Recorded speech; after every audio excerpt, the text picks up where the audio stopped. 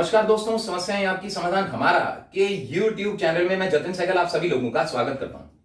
दोस्तों, अब हम बात करेंगे शनि महाराज की ढैया के बारे में। बहुत सारे क्वेश्चंस पूछे गए कि क्या होती है। कई बार कुछ लोग घबराए होते हैं, वो ये सोचते हैं कि हमें ढैया की वजह से समस्या आ रही है।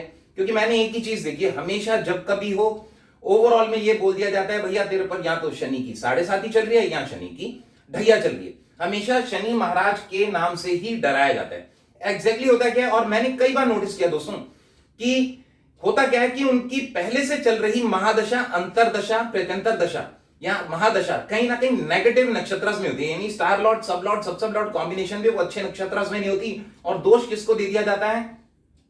शनि महाराज के।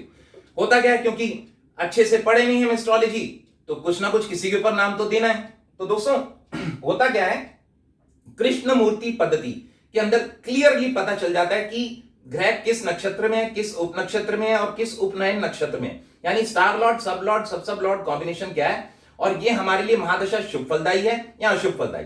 देखिए दोस्तों, होता क्या, ढैया है या 7.5 है। मैंने पिछले वीडियो में बताया था कि कैसे 7.5 का प्रभाव होता है, वो 3 राशियों पे एक साथ चलेगा। तो दोस्तों ऐसा थोड़ी है कि आप ये बोले 3 राशियों की बात हो गई तो हमारे देश की जनसंख्या को सोच लीजिए, तो क्या 30 करोड़ लोगों पे एक साथ ऐसी समस्या आएगी? तो ऐसा तो बिल्कुल भी नहीं है। इसी प्रकार अगर हम ढैया की बात करें तो दोस्तों ढैया जो है वो 2 तरीके की बताई गई है पौराणिक ज्योतिष में। एक बताई गई है चतुर्थ की ढैया, एक बताई गई है अष्टम की ढैया। तो नॉर्मली क्या ये बोला जाता है कि भैया ढैया चल रही है इसलिए काम खराब हो रहे हैं।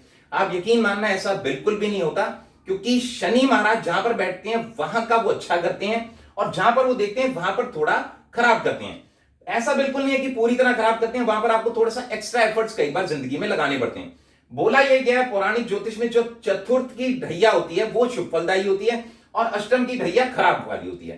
पर मेरा ऐसा बिल्कुल मानना नहीं है कि ढैया की वजह से ही हमेशा हमें प्रॉब्लम आती है, ऐसी नहीं। क्योंकि शनि महाराज न्याय के कारक होते हैं। मैं अब आपको बताता हूं कैसे आप स्वयं ये जान सकते हैं कि आपके ऊपर शनि की ढैया चल रही है या नहीं। दोस्तों फॉर एन एग्जाम्पल मैंने यहां पर लिख दिया। मान लीजिए आपकी मेष राशि है, और अगर शनि महाराज कर्क राशि में, यानी आपकी राशि से 4th हाउस में ट्रेवल कर रही होंगी, तो उसको बोला जाता है चतुर्थ की ढैया। और अगर शनि महाराज वृश्चिक राशि में चल रहे हो, यानी आपकी राशि से 8th राशि में चल रहे हो, तो उसको बोला जाता है अष्टम की ढैया। तो दोस्तों होता क्या है, अब सिंपल बात है, 4th हाउस में शनि महाराज आ गए आपकी राशि के अनुसार, तो ऑब्वियसली आपके सुख का स्थान, मकान का, वाहन का स्थान है। शनि महाराज वहां पर बैठे हैं, ऑब्वियसली अच्छा करेंगे, बढ़िया है, कोई दिक्कत वाली बात नहीं।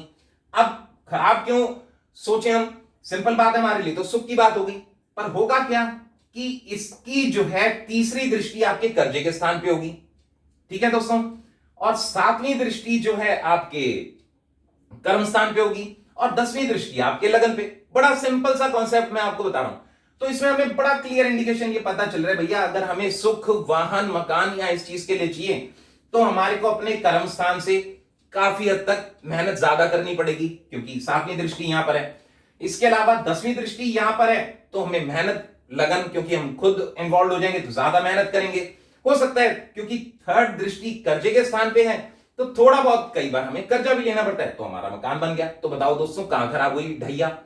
इसके अलावा दोस्तों बात यही हुई, अष्टम स्थान में अगर आया, फॉर एन एग्जाम्पल वृश्चिक राशि में शनि ट्रेवल कर रहे हैं फॉर एन एग्जाम्पल, और आपकी मेष राशि है, तो 8th हाउस में आए। दोस्तों 8th हाउस हमारे ऑकल्ट साइंसेस का होता है, हमारे ऑब्स्टेकल्स का भी होता है, और अनअर्न्ड मनी का भी होता है, लॉटरी, सट्टे, जुए और इनहेरिटेड पैसे का भी होता है, जो हमारे को पूर्वजों से प्रॉपर्टी प्राप्त होती है। तो उसमें क्या बुरा हुआ जी अगर आपको मिल गए, फ्री में पैसे मिल गए, कहीं ना कहीं आपको अगर कुछ था, और क्या दिक्कत हुई? थोड़ी सी मेहनत ज्यादा जरूर करनी पड़ेगी, क्योंकि 1, 2, 3 तीसरी दृष्टि से जो है वो आपके 10th हाउस को देखेगा, तो आपको थोड़ा एक्स्ट्रा एफर्ट्स लगाने पड़ेंगे। या कई बार ऐसा ये हो जाता है, क्योंकि 7वीं दृष्टि आपके जोड़े हुए धन की तरफ है और कुटुंब की तरफ है, तो हो सकता है कि दूर के कुटुंब में से कोई व्यक्ति चला जाए, तो ये थोड़ा सा नुकसान। बट आपको ओवरऑल में कहां बुराई मिली?